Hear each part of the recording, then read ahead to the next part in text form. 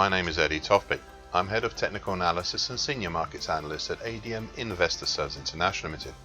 Here is your daily technical analysis of foreign exchange markets. I'll start with the euro against the dollar. An indecisive spinning top yesterday as the market seemingly realised it was in the midst of some complex forces. We have the medium moving average currently at 120.46 as overhead resistance, as well as the short moving average currently 120.34, which ties in with some light congestion from 2 weeks ago in the 120.30-35 area. Below we have the recent 50% Fibonacci line at 119.75 plus its two partners, the short medium moving average currently 119.59 and the long moving average currently 119.48. Well, yesterday I drew my first bearish Andrews pitchfork here in quite a while. It is for the late February to late April action, and it seems to suit the recent bearish angle of attack, but we'll see.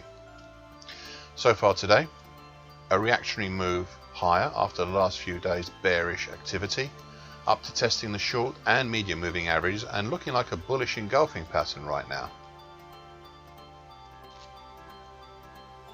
Cable, aka sterling against the US dollar. A bullish double yesterday after the previous session's hanging man pattern, but it was nothing to write home about. The market is still close to the lower time, currently 137.74 of the June to September 2020 bullish shift pitchfork, and its long-term partner, the medium moving average, currently at 137.81.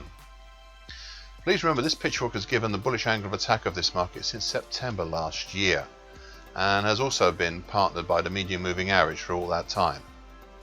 Overhead, we still have the significant resistance at 139.99. Now, this 139.99 level has rebuffed 5 earlier attempts higher since late February, and even that attempt higher back in late February was turned around after a week. So it's important to pay close attention to it, and the resistance levels above it at 140.75, 140.143, and the March high for 2018 at 142.43. We also have the double bottom formed since mid-March. A preliminary target X for the double bottom is in the 142.45 area, the same areas as the March 2018 and February 2020 highs, whilst the full target X1 is in the 143.30 area. So overall, we're still well within the June to September 2020 bullish shift pitchfork. So far today, nothing. Either side of yesterday's close right now, looking like a doji cross. Euro sterling. A third bearish black crow yesterday, and also a third day of a breakout lower from the recent ascending triangle pattern. The move down was only halted by the flatlining short medium moving average, currently 86.19. We have an initial potential target X for the descending triangle in the 85.90 area. 85.90 area. There are two questions now. Will there be a pullback, as the descending triangles are usually rife with pullbacks? And will this descending triangle morph into a double top? Well, so far today, a pullback right now. Overhead we have the interesting April 2020 low at 86.69, and we'll see how that develops.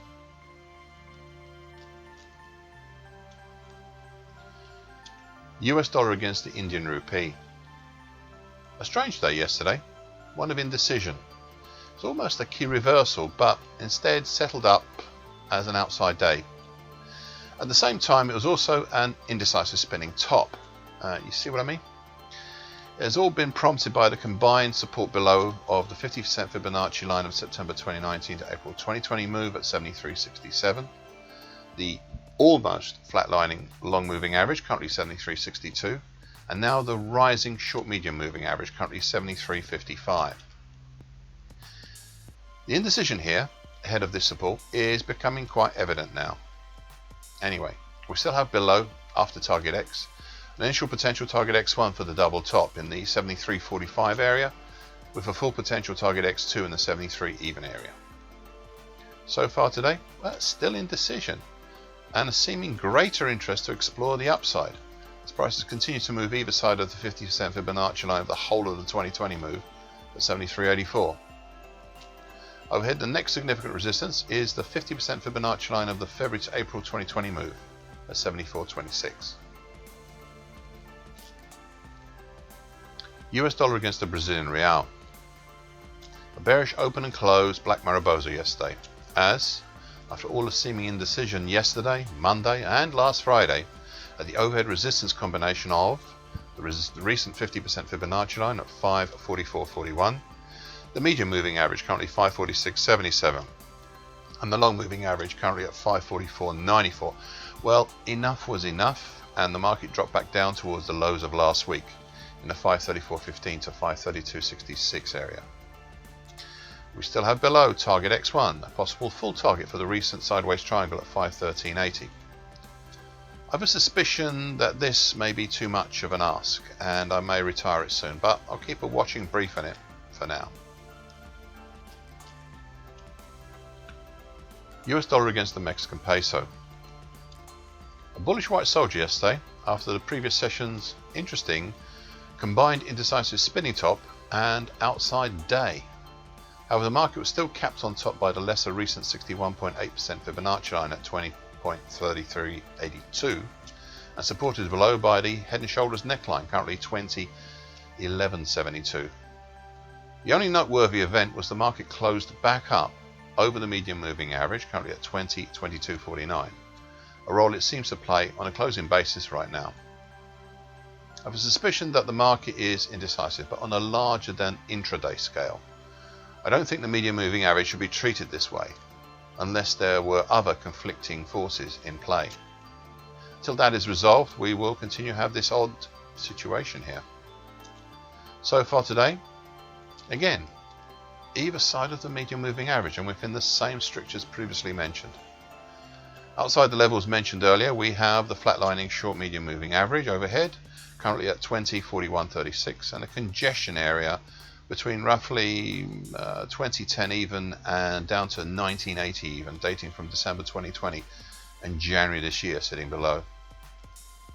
Thank you for listening. This short version broadcast gives you essential market patterns and consequences. Please be aware of the risk disclaimer posted with this broadcast. Copyright is Tofpik and ADM Investor Services International Limited. And here comes the final bit.